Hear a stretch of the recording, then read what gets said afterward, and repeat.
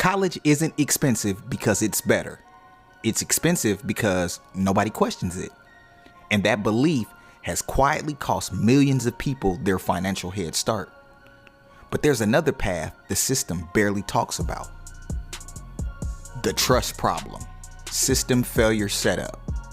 For decades, the system gave people one message: go to college, get a degree. Everything else will work itself out. Parents repeated it, teachers pushed it, counselors treated it like law. And most people never questioned it because the advice sounded responsible. But here's the problem. Responsible advice can still be financially wrong. Nobody explained the real cost, the opportunity cost, the long-term wealth delay. And by the time people figured it out, they were already locked in.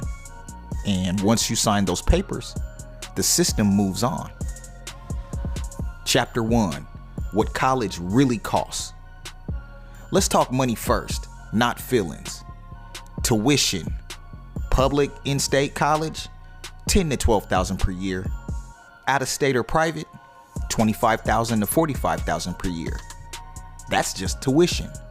Now add housing, food, books, transportation, fees, interest. Here's a conservative real 4-year cost. A reasonable college path often costs $90,000 to $120,000 total, and many students don't finish in 4 years. Every extra year adds more tuition, more living costs, more lost income. College doesn't just cost money, it costs time. Chapter 2: The debt multiplier. Why 100K isn't really 100K. Student loans don't just take what you borrow, they take time and future income. Example: you got a loan balance of $100,000, an interest rate of 6%, with a 20-year repayment. That loan can easily turn into $160,000 to $180,000 paid over time. And here's the part most people miss. That's post-tax money. So if you earn $60,000 a year, you don't have $60,000. After taxes, maybe you keep $45,000. So to pay $180,000, you must earn $240,000 plus before tax just to clear the debt. And this is before you build any wealth. Chapter 3: The time gap nobody talks about. Time is the most expensive part of this decision. Let's compare two people. Person A, college path, aged 18 to 22, in school, income 0 to 10K part-time, debt accumulating, investing none. Person B, trade school path, age 18 to 19 and a half, training, age 20, full-time work, income 40K to 55K starting, debt minimal. By age 22, person A is 80 to 120K in debt, while person B is 80 to 120K earned. That's not a small difference. That's a 6-figure head start.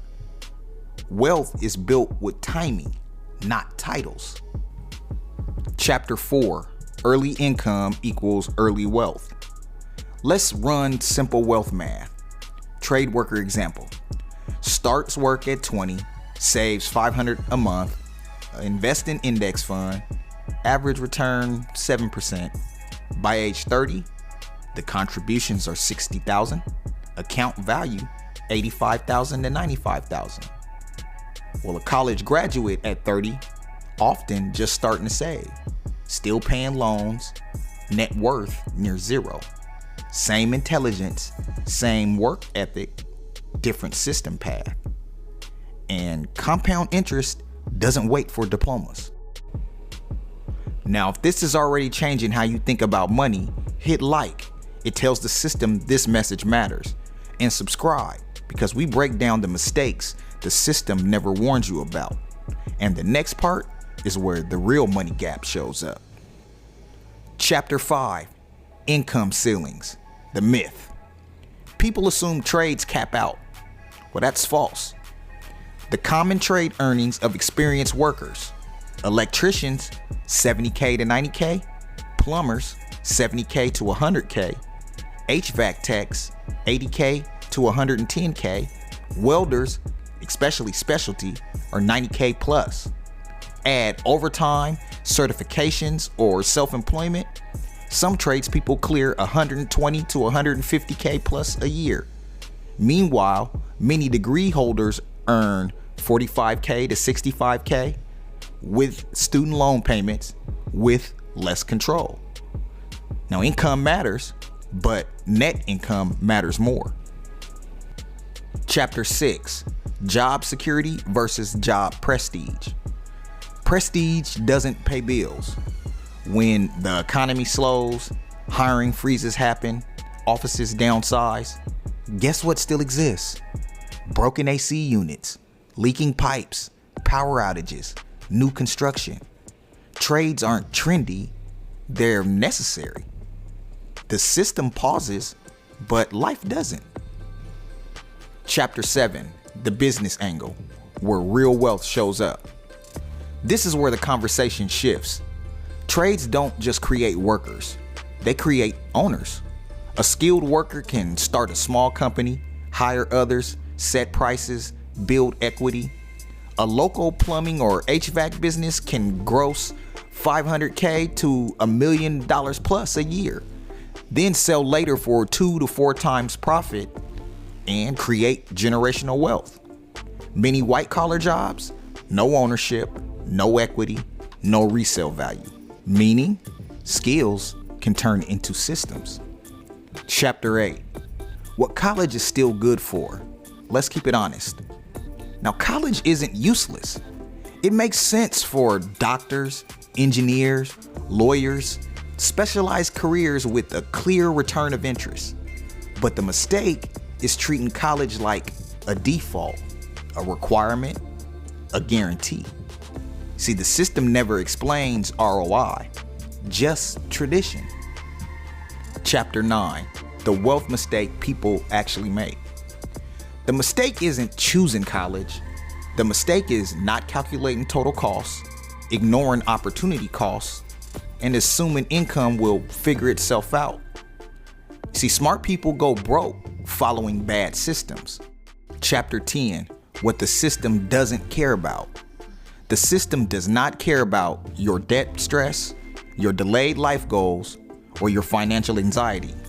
It just approves loans, collects interest, and moves on. And you're the one left paying for the advice. Now here's the final wealth mode lesson.